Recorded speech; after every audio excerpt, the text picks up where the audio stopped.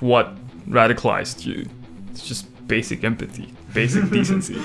I want to be a guest on Ghanaland. I don't want to be a refugee in Australia, if that makes sense. The same thing that you hear as somebody from the global south is this place has no future, don't come back. But recently, one of the things that's been driving my radicalization further and further is also just like a really cool vision for the future. This is made out of tortilla. Tortilla. Cool. Hello and welcome to our show, ladies and gentlemen. Indeed. How's it going? We've just had lunch. We've had some highly improvised sandwiches. Could you call them sandwiches? Yeah. They had bread. They had bread and some sauces. I mean, I guess both of us were independently and parallelly thinking of very similar things, getting our friends on camera and talk about why they've decided to become activists or just, things around that idea. Yeah. Yeah. Cool. Yeah. Yeah, indeed. Well, on that note, I'm going to ask you the major question of today. Yeah. What do you feel radicalized you? What took you to the point where you thought, hey, I'm going to become an activist? Ooh. So when you asked me like a couple nights ago what radicalized me, I thought of that answer for quite a bit. Not why I decided to like jump into activism. I think this happened back in 2018 when we had the traffic law protests in Dhaka, and I joined in with a friend. There wasn't a lot of thought behind it. We just went in because we wanted to be in the action. Super scary stuff. Quite exhilarating. But that was sort of the only sort of exposure I've had to just getting in on the action. I think I've had a lot more exposure since coming to Australia. It's a bit it's safer on your like body in terms of actual physicality. The reason I got radicalized is cartoons. That's the answer I wanted to give. Yeah, right. Cartoons actually. And I've had trouble having this conversation because I think we watched very different cartoons growing up. Australians and the rest of the world, I suppose. We grew up under American hegemony. We've had Cartoon Network and Disney on cable. And I didn't even know this while I was watching all of these American cartoons, that I was secretly getting radicalized. Which is surprising, like these are cartoons coming out of America. But last year during Christmas, I was watching Recess. I think we've talked about this before. Yeah. Recess with my niece in Sydney. We're very similar ages. And because now I have all of this like socialist literature in me, I was watching the show and it's like, yo, this was like, for a kids show, very radical. Yeah, right. The episode I remember watching with my niece was about, I think they formed a union with the group of kids in the school and sort of overthrowing this kid. Not Randall. Randall's the snitch, aka a cop. They have like all of these neat ways they sort of like a good example would be a lot of African American left-wing writers I read sort of mention prison as being a microcosm, and in Recess they use like the schoolyard as a microcosm of society. Right. So black writers, they mention prisons as being a microcosm of capitalist society. recess uses the schoolyard as a microcosm. So they have all of these different figures and archetypes, and so they essentially, I think, they overthrow the kid who's like the head honcho, the king, even wears a crown. And then for today, I was like, let me watch a few episodes again. And the first episode I clicked on is about money. Wow. Okay. What a choice. And so they use stickers as currency, and then I guess the main character. The main character is a group of friends really, but then like the main character of that, TJ, misses school for a bit because he's out sick, and then when he comes in, he's not in on the new trend, so he doesn't have any of these stickers, so he doesn't have any money, and then this is coming from reading Jason Hickle.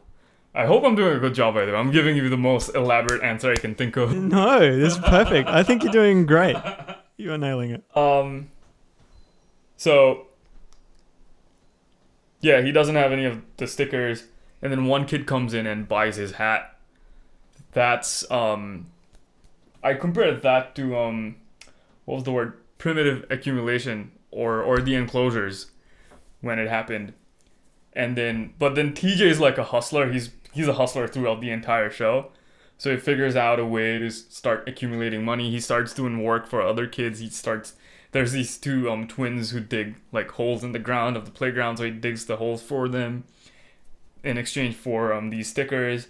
And then he makes enough to a point where he becomes like the hegemon. He buys everybody out. And then in the same way that capitalism established itself through appropriation, and I forget the term, essentially moving people off of their land, and then because they don't have access to the land anymore, they have to, in order to survive, they have to sell their labor, right? It does the exact same thing to the other kids. And then he even fucking employs Randall, the snitch in the show, to be his secretary and sort of enforce people paying the right prices for it. It shows how that episode sort of immediately, like the first episode I clicked on yesterday, sort of immediately shows how sort of appropriation, or rather expropriation, I think, and how money tends to warp people's mentality, how a system that incentivizes greed makes people behave. And so I was growing up watching cartoons like this. I've had Recess, Kids Next Door from Cartoon Network. Have you guys seen that? Kids Next Door? So we had, in Australia, we had what was called Foxtel, right? But I don't know how many people had it. I didn't have it in my life, but it was like a separate paid for thing where you probably would have had access to American cartoons like that. But probably for most of us who had free to air Australian television, we wouldn't have seen Recess. And what was this other show? Sorry. Kids Next Door. Kids Next Door. It sounds familiar. Like I think I was aware of these shows, but no, not exposed to them personally. Kids Next Door was really exciting, and I think, it's just a bunch of kids fighting adults. But then, again, in hindsight, it's like, oh, these aren't adults. These are capitalists. These are like bosses. Like there's this character called, I think his name is, it's either the father or just father. It's like this shadowy figure, very angry. I think he represents the patriarchy, and also just like patriarchal capitalism. And they're fighting against these guys. And I think just in my childhood, just downloading all of this information, and only in hindsight, as I see this, like, I think the bottom line was just these shows were asking you to do the right thing, and like it's that meme that's been going around, is like, what radicalized you? It's just basic empathy, basic decency. Yes. But these cartoons were just like getting hardwired into my brain, and I think informed a lot of my preferences and values, and then started growing up. Obviously, we did quite a bit of science in school since year one, and we started reading about a looming climate catastrophe in the science books and all of those things. When you're reading this stuff in school, like year 1, year 2, it's like, oh, people already know about this. This is a scientific issue. If scientists know about this, it's probably going to get taken care of. But then slowly over the years, it's like, oh, nothing's happening. It's actually getting worse. Yeah. So I think those two things fused and sort of created extremely fertile grounds for radicalization, political radicalization. Not in the Islamic way. Yeah, we get it. And then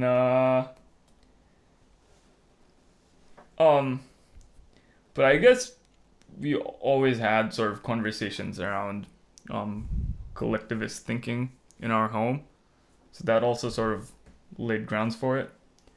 But most interestingly, so my mom especially, like, she grew up during the 70s and the 80s, and we've had really strong connections with Russia back then. And my granddad Nanabai, he used to bring a lot of Russian literature for my mom, and this is like Soviet era Russian literature, so it's very communist. So we've had that sort of environment in the house to begin with. We've had those conversations quite a bit, and I think this was during year 7 or year 8, maybe year 9. We get access to the internet, and then meme pages on Facebook are becoming a thing. And one of the first meme pages I ever followed was Marxist memes for revolutionary teens. Yeah, right. And it was just the most lefty, fucking tanky coded meme page. And I used to share those memes back and forth between another friend of mine. That sort of strong ethos of doing collective work. But it was always just rooted in fun, just pure fun. Because it started from cartoons, and then stories from my mom and my dad, and then also just meme pages. So there's the fun side of it, which sort of wraps everything in this wonderful positivity. But then there's also the real understanding of science and knowing that literally nothing is getting done.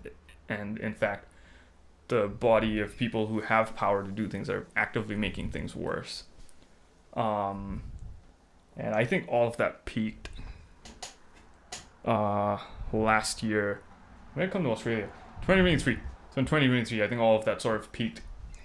Come to Australia, understand colonial relationships a lot more. There's this scene from this movie, Cinema Paradiso. Still haven't watched it. Very famous scene where this guy sort of shakes this kid and he's going, let me paraphrase, don't let nostalgia hold you back. Leave and never come back. Forget about this place entirely. Something along those lines. And I've had that the screenshot of that scene sent to me by so many friends after I sort of tell them, like, hey, I understand these relationships and this makes me want to come back, but it's the same thing that you hear as somebody from the global south is, this place has no future, don't come back. But once you understand why that is, it can get quite sickening almost. You feel it on a very visceral level.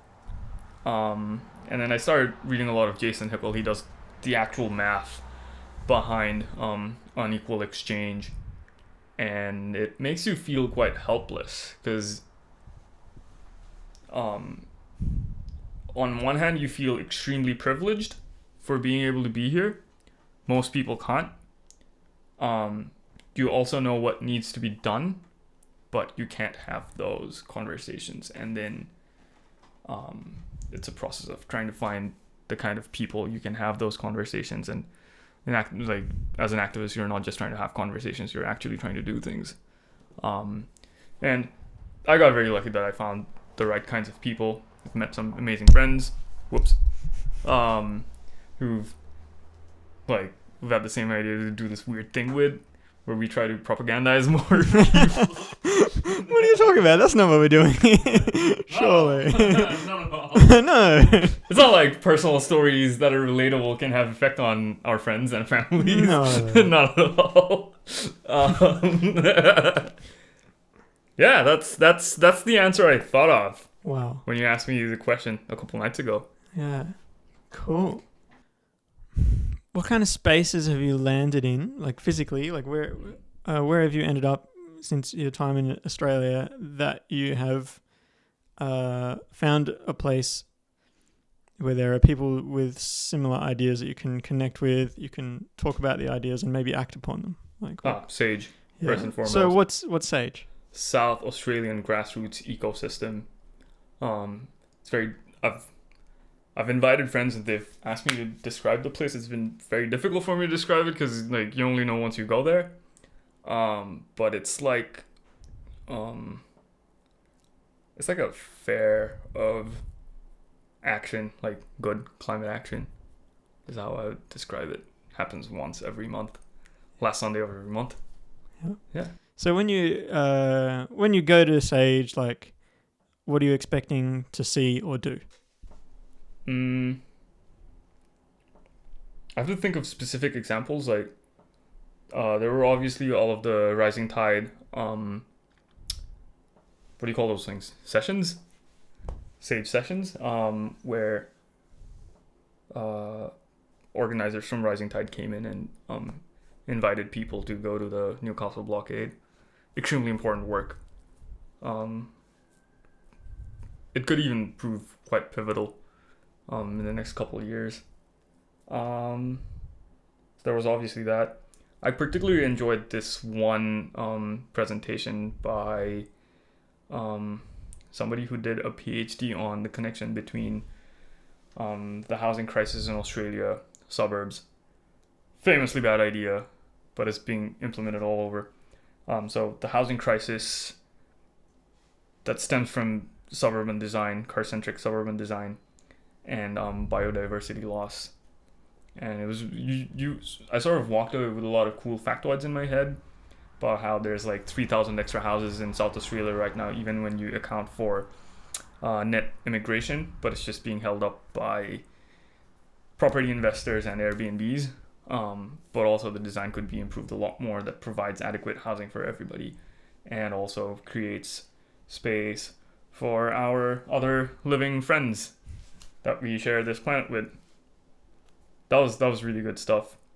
And I think the last Sage where we've had Auntie Ange? Yeah, it was, yeah. Yeah. What did you think about that? I thought that was a really... Like, I've grown up living in South Australia my whole life. And I've never really had an experience quite like that. To interact with a first Australian elder, just to hear their stories and their ideas for things they'd like to do to bring people together. I thought it was quite incredible. Like, we had this room, say, of like, I don't know, 80 people that were just silent but glued to Auntie Ange, right? Just like full attention for a long period of time, and because everyone was just so enamored by this opportunity to speak to an elder or to hear from an elder, because that person was obviously afraid because they didn't know who we were, they didn't know what we would think of them, or but it was like a brave thing for this person from a different very exploited culture to come and be like, okay, here's my thoughts, here's my culture, this is what I want to do. And I think it was quite incredible that Sage was the catalyst for that. Like, if I didn't know about Sage and enjoy attending and meeting other wonderful people and going to all the sessions, I would have never had that opportunity to hear from an Indigenous elder from the lands I've spent my whole life living. So that was really cool. I'm starting to get podcast bros now. I think they're onto something. Yeah. Fair enough.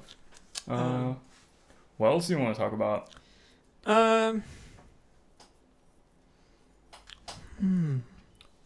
do you want to talk about Blockade? Your experiences at Blockade Australia? Jeez. It doesn't have to go online, but I can if you want. Yeah, If you just want yeah. to chat about it. yeah. Yeah. So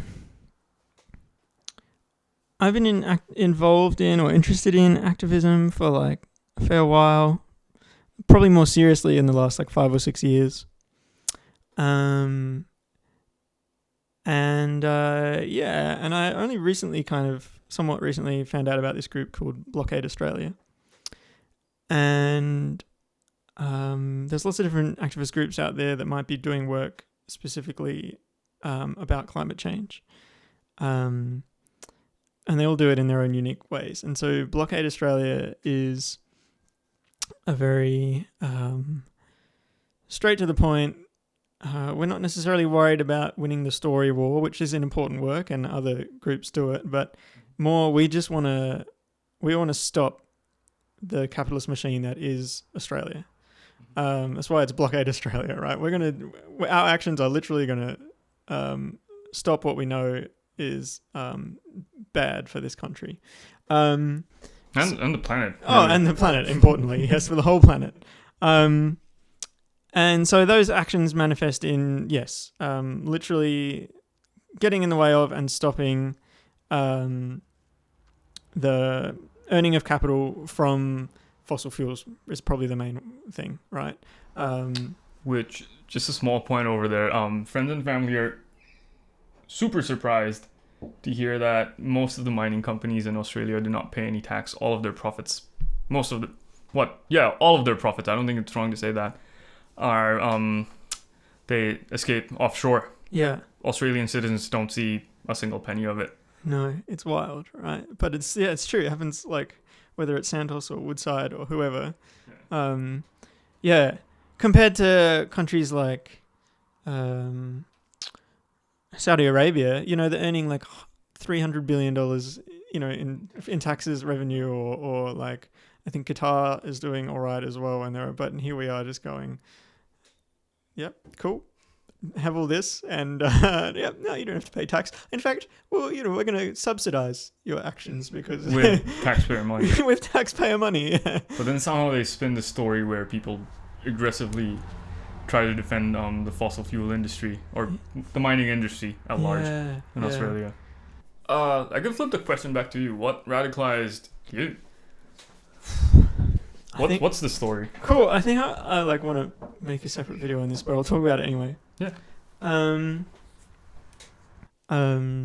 What radicalized me? Well, I suppose I remember hearing about the climate crisis in primary school. I think you might have even mentioned this just before, and being like, oh, like that's bad.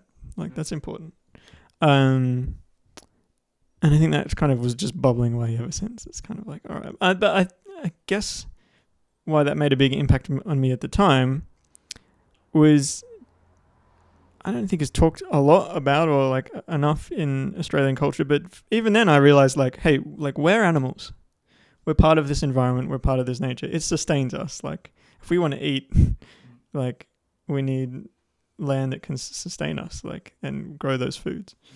So that's an important thing. We need to take care of the environment. And climate change is being caused by humans. Cool. I also had, I guess, a great respect for science, and was kind of like, okay, so for something to be a scientific fact, it takes great like rigor to like say, okay, this is definitely true. Like we've, all the scientific like evidence is like a very, very rigorous like process to like agree that, okay, yeah, like it's been through all these tests and like all these different people, all these different scientists have all agreed, okay, that's definitely a thing. It's not like somebody's had an idea and been like, oh, maybe. So I was like, respect for the environment, respect for science, that was there, right? And then, I don't know, I just got on with life as like not doing much about it. Went into my early 20s, was like, what am I going to do with myself? Don't know. Studied a bit of science, studied a bit of music, whatever. But didn't really do much about it. But then the news keeps coming through. It's like, oh, there's more and more bushfires destroying everything. And you're slowly just hearing about these things and then going, I really want to do something about that. But I don't know, like, what? I don't have much money at the time, like not knowing like, oh, I want to, you know, donate some money, but what's that going to do? I don't really know. But eventually, I think come like 2019, maybe, I just came across on social media this like heading for extinction talk happening nearby here in Adelaide Hills. Going, oh, great, I want to hear this. What are, you know, what's the current like situation with the climate? And this was being hosted by an activist group called Extinction Rebellion. So I went to this talk, and it kind of blew my mind. It was like, all right, I knew things were bad, but things are really bad. Like, you know, how much of a future do we have as humans? And it was this heading for extinction talk that was sort of like, wow. But, okay, this activist group, you know, they've worked out how bad things are, and they've also kind of going, okay, well, political change is not happening no matter how many petitions we like sign, and no matter how much like we think we're voting for the right people. So we're going to try something new, and that's, I guess, where I started to become interested in like how can activists make change? How can activism make change? What can we do here? And that was just kind of like my taste of what was going on. And the more I had started to attend things that were being put on by Extinction Rebellion and start to go to activist like protests, the more I was meeting the most compassionate, amazing people that were trying to make positive change. So becoming part of that community, I guess, was such a like for us as humans, we've grown as like, you know, as communal beings, and that was really important. And so these things just started to compound, I guess. It was kind of like, being presented with new ideas and new ways of trying to make change, finding a community where I really felt at home and cared for. And yeah, before I knew it, I was getting more and more involved in this stuff and finding out that there are other groups doing similar things. Like, yeah, you mentioned Blockade Australia, and wound up doing some stuff with them. Rising Tide, yeah. Or whether it's, and then also discovering how many things are interconnected, like you were saying about Jason Hickel. So I bought his book and then going, okay, so a lot of what we have is because we stole it from the global south, right? We really owe the rest of the world, you know, like we've exploited them as Westerners. And seeing how many things are tied, like the genocide that's happening in Palestine, like that's just another little sect of colonialism, and trying to steal someone else's land for the resources. And what resources they want? They want fossil fuels. You know, like all these things are just it all comes back to the climate crisis and fossil fuels. And the more I hear about this stuff, the more I want to do something about it. And again, like as part of that, like joining these groups, end up reading books like This Is an Uprising that sort of describe the history of protest and how it has made significant changes, and going, okay, maybe there's a chance here. Yeah. I think recently one of the things that's been driving my radicalization further and further is also just like a really cool vision for the future. Nice. Like a fossil fuel present, to me, it's like it's gotten old. So this is old technology, and it's kind of grimy, it's dusty, it's choking up fumes all the time. I think humans are a lot more capable than just relying on fossil fuels. I think if we can't get rid of fossil fuels fast enough, we're gonna deprive ourselves of an extremely cool future, like with like the most solar punk thing possible. But you have like tight-knit, small, walkable, solar-powered communities connected by trains. In this future, like we don't have phones anymore. You can borrow phones from like a tool library if you want, but you also have access to the internet, and like you go in once a week maybe to like communicate with a friend in a village halfway across the world. You're sharing information, but you're just extremely well rooted in the place that you stay, because that's been one of my experiences ever since I'm coming here for my studies, is I've heard the term uprooted before, but you really feel it. Like you feel it in your bones. Like this happens every February. So right now it's springtime in Bangladesh, and I've talked about this with a couple of friends before. I'm getting this out of the way because this is part of another script. I just want to see how this sounds. Yeah, great. when I speak it out. But like I am fully convinced that the air in Bangladesh and South Asia, to an extent, anywhere there's mangoes really is the air. I think is quite psychedelic,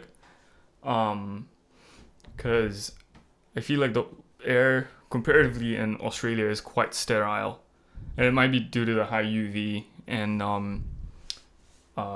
they're mainly just being eucalyptus trees, and also just the dry air. I don't think it carries as many chemicals as the air does when it's a lot more humid.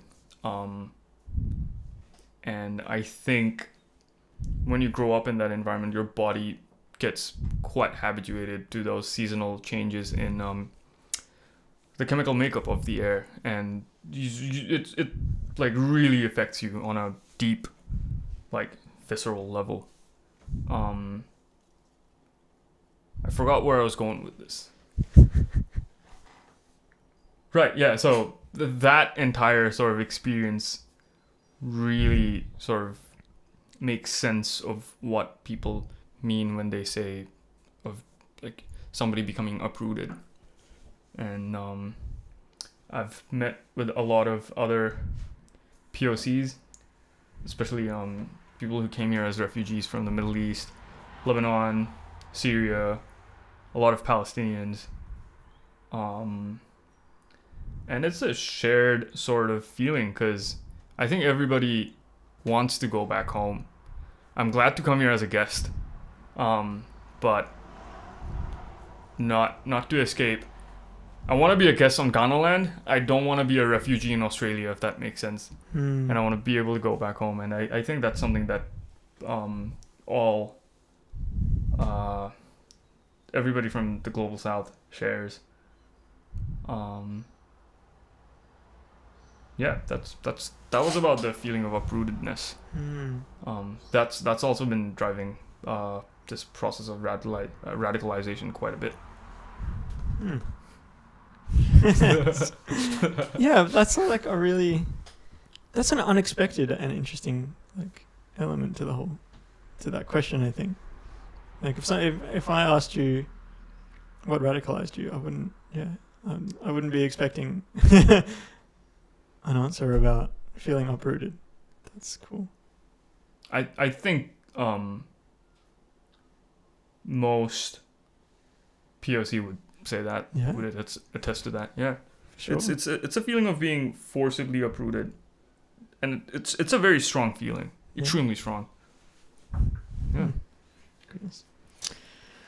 Sweet. Well, we've talked for quite a bit. We have made some words. At least 45 minutes. I think. Cool. The recording is gonna show. Yeah. True. I guess the next time we do this, we could be a bit more scripted. But this was a lot of fun. Yeah. Well, it was a trial, and we 36 can. minutes. That's not bad. Yeah. Should I say goodbye first? Oh yeah. Just a goodbye shot. Sure. Thanks for watching. Like and subscribe and get radicalized. We're trying to turn this into a regular thing. So that, because this is what we were discussing is you want to have all of these conversations with people close to you, not just your activist friends, but it can be quite confronting because regular everyday people can have lifestyles that are really imposed on them. I'm not saying they're choosing that. That are quite contrary to the way we need to live if we want to combat climate change. And it's not just climate change. Climate change really is a symptom of capitalism. Yeah. And we need to target capitalism. So this is Kyle and Aumio's anti-capitalist podcast that we're doing to talk to our friends and families. Yeah. That's a perfect summation. Thank you. Lovely. All right. Peace.